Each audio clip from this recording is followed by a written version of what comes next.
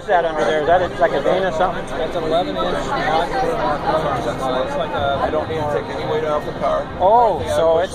If I go to drag strip, it's just like that. Literally. Nothing else. So that rear end is not a marquee, it's just something Mark Williams makes? And I can probably go as fast as I can. Ah, so that's...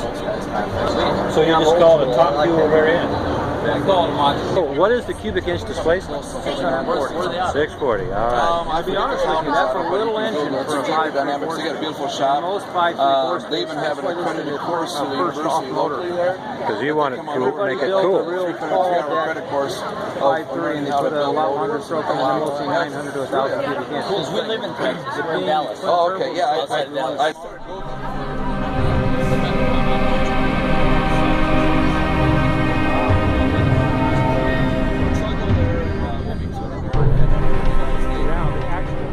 We just learned about a modular rear end, but It's all hooked up in what would it resemble, like Chevy or? If you were to try to put it on a scale of what is the next development after, it would be a Chevrolet configuration. Okay, gotcha. It's symmetrical. I would call this a symmetrical board. Yeah, that's correct. For symmetrical board and Chevrolet configuration. And you guys had to build those heads too and make them No, fit? actually, we come through the development of a Dart, the one to actually machine them out from. Oh, okay. All right. There's only two processing heads that I know. I know Rick Smith's running the setup on CrowMod, and we got two sets. Oh, dude, this is so There's only one block. That's the first block. Okay. Now, the other side of the exhaust is probably my favorite part. I call it Medusa. It was one of those crazy 2 weeks of what did it? Shot with it. The first time I took these off, I couldn't even figure out how to put it back on. So there's a lot going on there. Yeah, one lady came by and says, that looks I think she hit it. Yeah, no kidding. I mean, I see a turbo down there, and There's turbo on each side. And one of the things that sets this aside is no pipes sticking out through the sides of the car, which you see, or you see, yeah, like with or you Street see Racing. wastegate that stick out. See, I wanted everything to go, be a dedicated exhaust system around the side.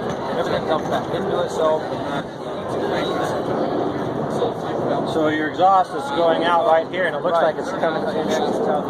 Yeah, okay. Yeah, like you said, you're not going street The other thing we racing. were trying to do was utilize proper air intake in the front of the car. You don't have a lot of hot air going in. You've got regular air cleaners and so forth in the intake conduction. A lot of that stuff is what really took a long time to put. We had to make it. You're pulling your air in right there, right? Right through there. And there's some air cleaners inside these. Air that go all the way through and come into the turbo. So the key to that, basically how I did it, is take a foam, piece of foam, big block, and just keep whittling and forming until I got it made. Then made molds off it to make the carbon pieces. Wow. So it's a long, drawn-out process to come up with that part.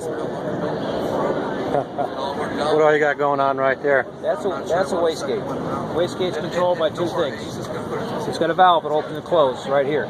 So what happens when the air is coming out of the engine into the turbine and it's turning the turbine to the point where you would want to open that to bypass some of that pressure so you control how much boost you have. Yeah, and you are controlling it, I'm looks like controlling it two ways. right there. You have line coming up that comes in from the backside that's going from the intake side of the turbo, which would be your atmospheric pressure, and there's your boost pressure in the intake mantle, opens that up and gets the spring pressure.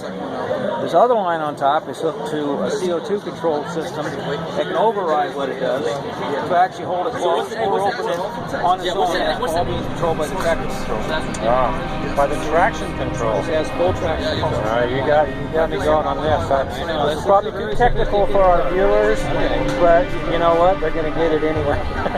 These are blow-off valves. They also work off the atmospheric pressure and intake. So it doesn't. I'm watching throttle. I'm watching that. Don't they have some like dumps pressure towards every intake manifold and the turbo, so you don't start the turbo.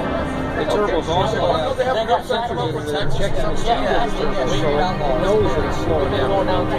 Also, those are operated by the CO2 pressure, which is operated by the wastegates, which are all 17 into the traction control. Very complicated. That sounds complicated, and so there you go. Any of you tech heads out there, this is going to be the video for you. Intake manifold is pretty unique also. There's 4 injectors per cell. There's 2 on the top side you see, there's 2 more coming in from the bottom. Well, yeah, because I got a Monte Carlo. Oh, there you go again. Turbo Mustang. All right, well, we'll finish this off with a little shot I of got a this G-body. one here. There's so much more you can't even use. This means a lot to these guys. Yeah, I got a G-body. Like I said, these guys are really going for high speed, and that's a big thing that's been happening around the nation lately. The half mile and the mile runs and the high speed runs, and it's really growing. So hopefully we'll get some action footage of you guys. Appreciate it. Okay, Thanks a man. lot, guys.